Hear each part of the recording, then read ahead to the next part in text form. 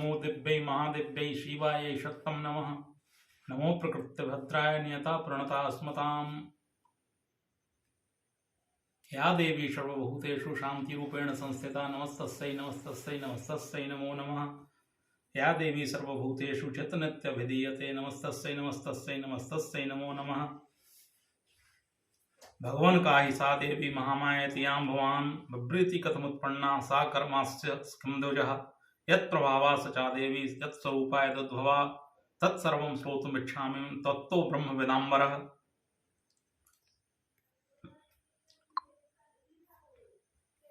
सूरत और समाधि नाम का जो वैश्य था, मैंने कल प्रवचन में कहा था कि दोनों ऋषि के पास पहुंचते हैं,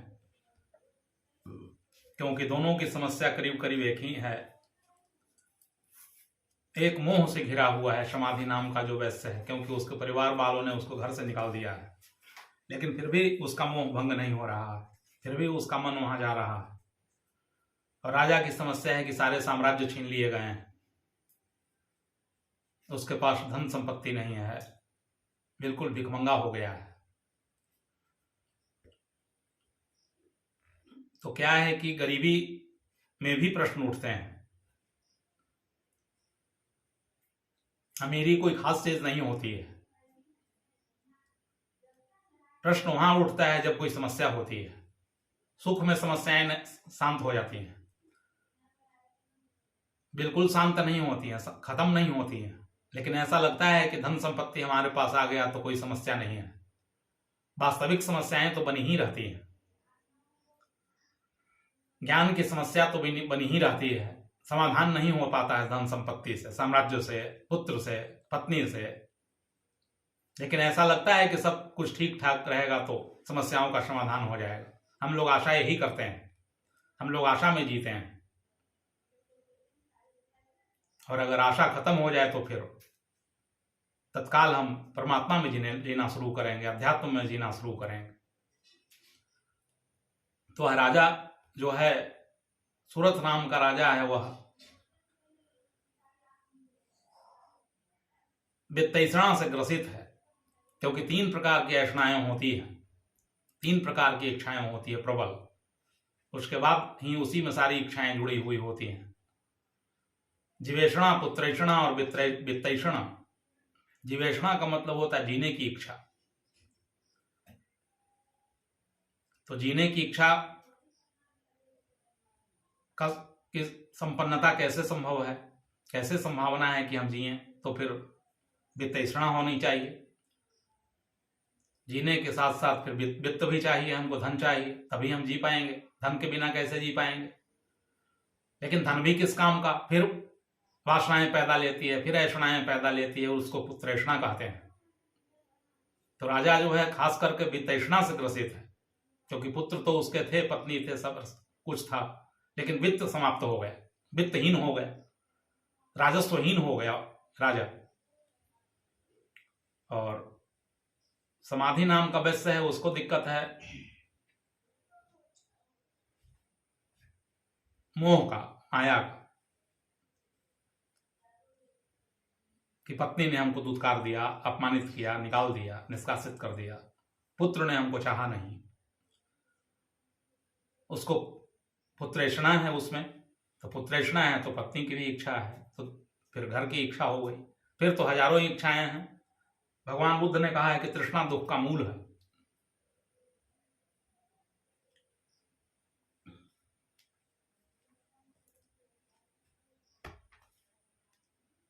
तो राजा पहुंचते हैं और उसके बाद हम बोलने जा रहे हैं सूरत अपनी समस्याओं को समझ करके, और ऋषि के पास जाते हैं और पूछते हैं कि जिन्हें आप महामाया कहते हैं, वे देवी कौन हैं? ब्रह्मण, उनका आविर्भाव कैसे हुआ तथा उनके चरित्र कौन कौन से हैं? ब्रह्मवेत्ताओं में श्रेष्ठ महर्षि, उन सभी का जैसा प्रभाव हो, जैसा स्वरूप हो और जिस प्रकार प्रादुर्भाव हुआ हो, वह सब मैं आपके मुख से सुनना चाहता हूं। मेधा ऋषि के पास जाकर के सूरत नाम के राजा पूछते हैं कि जिनको आप वर्णन कर रहे हैं कि वे महामाया हैं, वे ज्ञानियों को भी खींच करके नीचे गिरा देते हैं, साधारण मनुष्यों की तो बात ही क्या है, तो उनका आविर्भाव कैसे हुआ, जन्म कैसे हुआ,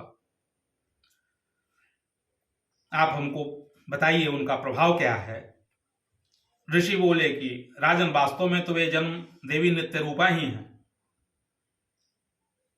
जैसे परमात्मा के बारे में कि देवी के बारे में प्रश्न अगर किया जाए कि कब शुरुआत उनकी हुई, कब आए कब गए, तो यह प्रश्न ही गलत है, क्योंकि परमात्मा का कहीं आना जाना नहीं होता है, वो तो सदा से है, नित्य स्वरूपा है। नित्य स्वरूपा का मतलब होता है कि जो सदा से विराजमान है। जब प्रकृति नहीं थी, जब संसार नहीं था, उसके पहले से ही विराजमान जो है उसको देवी कहते हैं, उसको प्रकाश कहते हैं, प्रकाश स्वरूपा है। लेकिन समय समय पर फिर वह देवी प्रकट होती हैं, अपने समस्त विश्व को व्याप्त करके फिर स्थित होते हैं। तथापि उनका प्राकट्य अनेक रूप प्रकार से होता है, यानी स्वरूप तो एक ही है परमात्मा का, ब्रह्म का, लेकिन रूपों की जरूरत पड़ती है, क्योंकि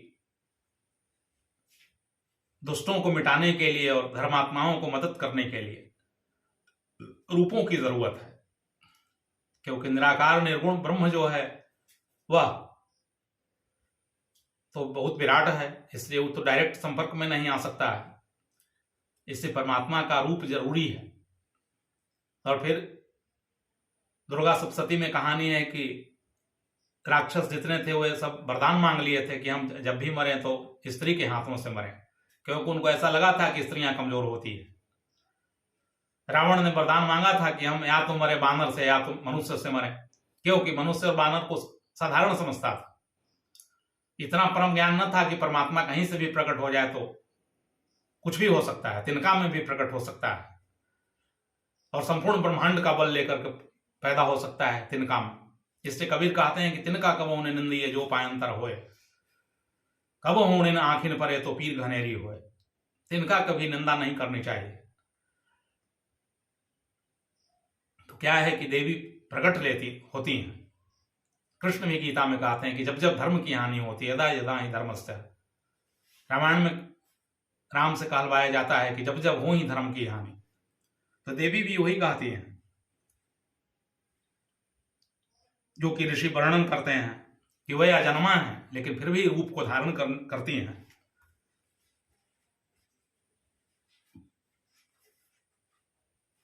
और कार्य सिद्ध करने के लिए प्रकट होती है। उस समय लोक में उत्पन्न हुई कहलाती हैं। कल्प के अंत में जब संपूर्ण जगत एक आर्णव में निमग्न हो रहा था और जब सबके प्रभु भगवान विष्णु शेषनाग की सैया बिछाकर योग निद्रा का आश्रय ले सो रहे थे, उस समय उनके कानों के मैलों से दो भयंकर असुर उत्पन्न हुए। यानी जब प्रलय होता है तब एक तो प्रलय रोज हो रहा है, यहाँ रोज कयामत होती है, रोज लोग मर रहे हैं, रोज उनका प्रलय हो रहा है। एक सामूहिक प्रलय होता है। तो सामूहिक जब प्रलय होता है तो भगवान विष्णु क्या करते हैं कि शेष को सैया बना करके, शेषनाग की सैया बना करके और एक आर्णव माने जो समुद्र है, क्षीर सागर जिसको कहते हैं, उसमें विश्राम प्राप्त करते हैं। क्योंकि जो श्रम कर रहा है उसको विश्राम की जरूरत है। भगवान विष्णु भी श्रम कर रहे हैं, क्योंकि पालन करना साधारण बात नहीं है। एक घर में परिवार को चलाना जब होता है तो मुश्किलें खड़ी हो जाती है, जिसको संपूर्ण ब्रह्मांड का पालन करना है तो फिर उसको भी विश्राम की जरूरत होती है। तो भगवान विष्णु भी एक आर्णव में विश्राम करते हैं। तो क्या होता है कि फिर जब सृष्टि शुरू होने के लिए होता है तो मधु और कैटभ नाम के राक्षस जो हैं उत्पन्न होते हैं उनके कान के मैल से। और तो कोई था नहीं, भगवान विष्णु थे शेष पर लेटे हुए। फिर नाभि के कमल से ब्रह्मा जी उत्पन्न हुए थे। अब मधु कैटभ जब उत्पन्न हुआ तो देखा कि चारों तरफ समुद्र में जल ही जल है। तो राक्षस तो स्वाभाविक रूप से ही आसुरी संपदा के होते हैं, उनमें बल बहुत होता है।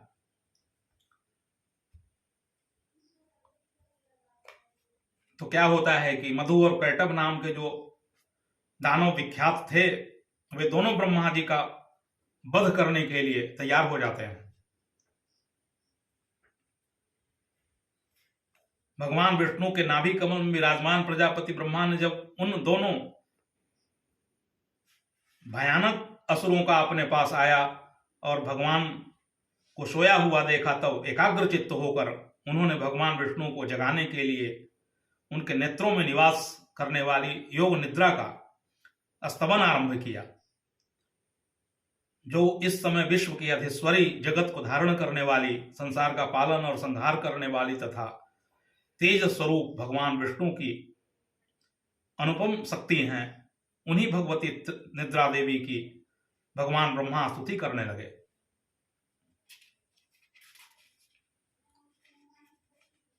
क्योंकि भगवान विष्णु को जगाया कैसे जाए? क्योंकि साधारण निद्रा नहीं है, योग निद्रा है।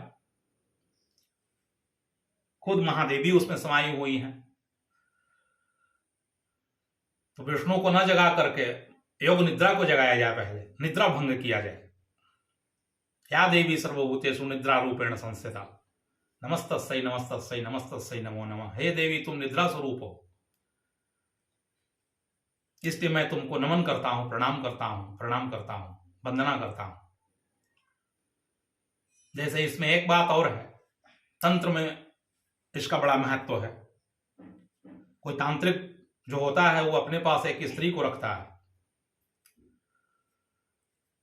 क्योंकि अगर समाधि लग गई, अगर योग निद्रा में प्रवेश कर गया तांत्रिक या योगी, तो उसको जगाने के लिए कोई स्त्री चाहिए।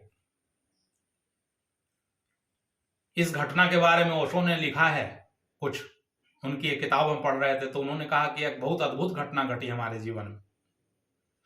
हम एक वृक्ष पर चढ़कर ध्यान करते थे, क्योंकि हमने सोचा कि पृथ्वी जो है वो तो खींचती है, उसमें ग्रेविटेशन होता है, तो थोड़ा पेड़ पर चढ़ के ध्यान करते हैं क्या होता है, तो वहां ग्रेविटेशन कम होगा। तो ध्यान कर रहे थे, तो अचानक क्या हुआ कि उधर से कुछ स्त्रियां आ रही और उनका शरीर जो है पेड़ पर से गिर जाता है नीचे, और नीचे गिर जाता है तो वो तो प्राणहीन था।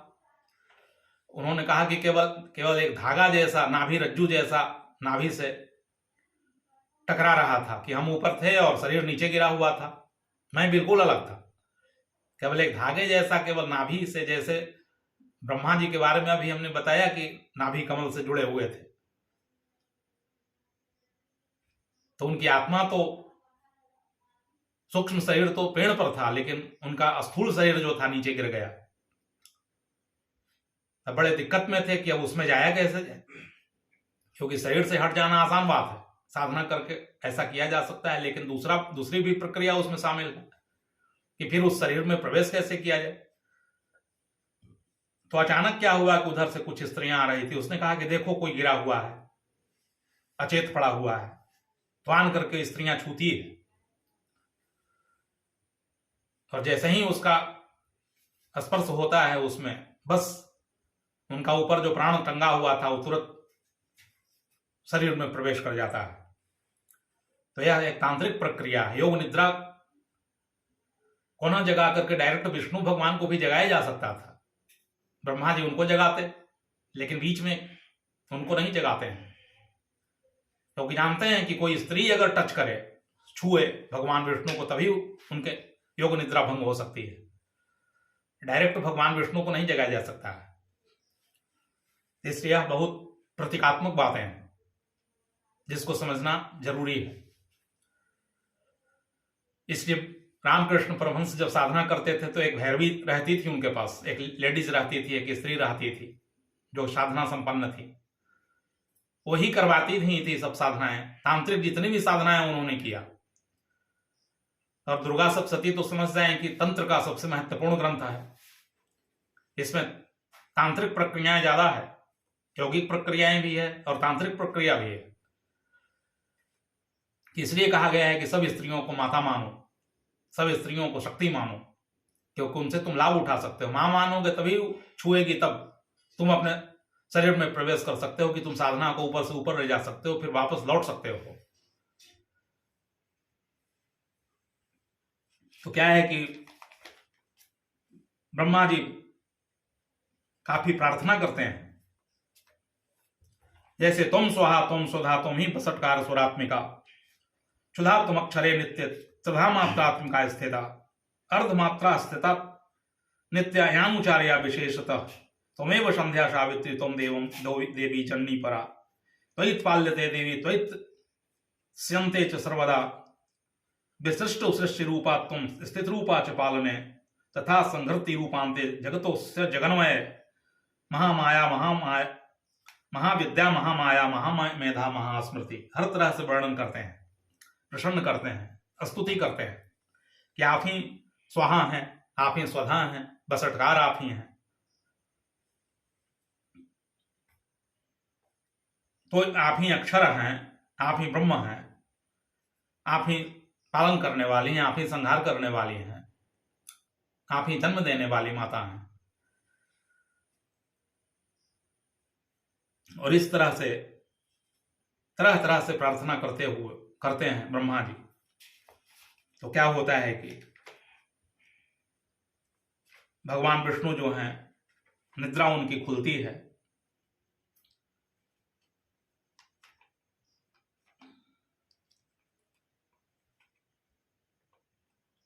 तो ऋषि कहते हैं कि राजन, जब ब्रह्मा जी वहां मधु और कैटभ को मारने के उद्देश्य से भगवान विष्णु को जगाने के लिए तमोगुण की अधिष्ठात्री देवी योग निद्रा की इस प्रकार स्तुति की, तब वे भगवान नेत्र मुख नासिका बाहु हृदय और वक्षस्थल से निकलकर अव्यक्त जन्म ब्रह्मा जी की दृष्टि के समक्ष खड़ी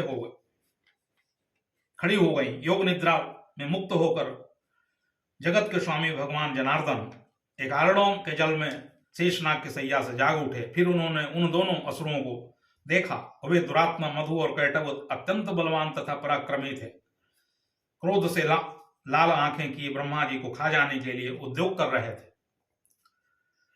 फिर देवी महामाया जो थी, वे भगवान विष्णु को जागृत करती हैं।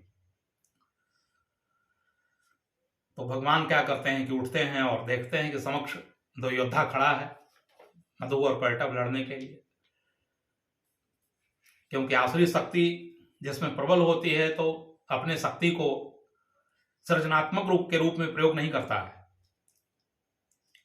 कभी कभी तो इतनी शक्ति इकट्ठा कर लेता है कि भगवान भी उसके नीचे पड़ जाते हैं। क्योंकि अहंकारी व्यक्ति शक्तियों को इकट्ठा करने में सक्षम होता है, वही कोई भक्त होता है तो उसमें शक्तियां नहीं होती है, क्योंकि वो तो अपने को समर्पित कर देता है। वो कहता है कि हमको शक्ति नहीं चाहिए, हमको शांति चाहिए। शक्ति भी चाहिए इसलिए क्योंकि हम शांत हो जाएं। तो फिर भगवान लड़ते हैं, उससे बहुत दिनों तक लड़ाई चलती है। क्योंकि कहानी कहती है कि दोनों के साथ 5000 वर्षों तक केवल बाहु युद्ध चलता है, लेकिन फिर भी दोनों उन्मत्त हो रहे थे।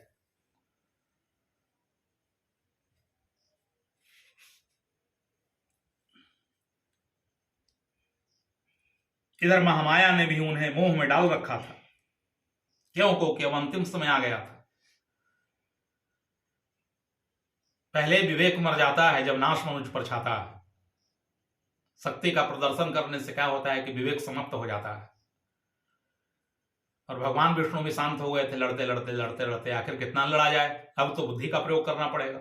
या देवी सर्वभूतेषु बुद्धि रूपेण संस्थिता। जब आप किसी से लड़ते लड़ते थक जाए शारीरिक शक्ति के कारण, तो फिर वहां बुद्धि बड़ा है। बुद्धिर्यस्य बलम तस्य।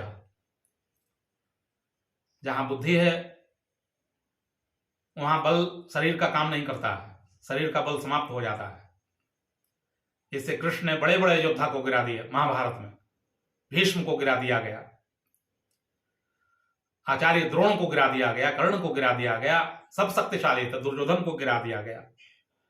शक्ति में इनसे कोई जीतने वाला न था। अगर शक्तियों की ही बात होती तो कौरव शक्तिशाली होते और उनका विजयश्री उनके हाथ में होता। लेकिन ऐसा होता नहीं है, क्योंकि असत्य कभी जीतता नहीं है। उपनिषद कहता है कि सत्यमेव जयते, सदा सत्य की ही विजय होती है, वो चाहे कितना ही कमजोर क्यों न हो और असत्य कितना ही बलशाली क्यों न हो, लेकिन उसकी पराजय सुनिश्चित है। तो फिर क्या होता है कि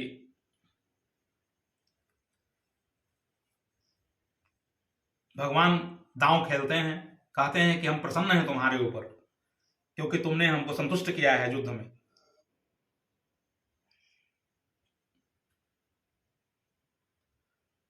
तो दोनों कहता है कि राक्षस कहता है, उसके अहंकार को चोट लगती है, कहता है कि तुम वरदान मांगो हमसे,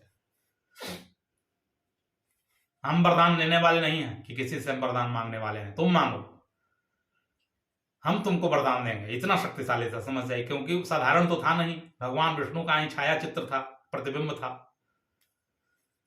फिर भगवान विष्णु को जगह मिल जाती है, वो कहते हैं कि ठीक है, हम वरदान मांगते हैं कि तुम हमारे ही हाथों मारे जाओ। तो इस प्रकार धोखे में आ जाने पर जब उन्होंने संपूर्ण जगत में जल ही जल देखा, तब वह कमल नयन भगवान से कहा, मधुकैटभ ने कहा कि जहां पृथ्वी जल में डूबी हुई न हो, वहां सूखा स्थान हो, वहां हमारा वध करो।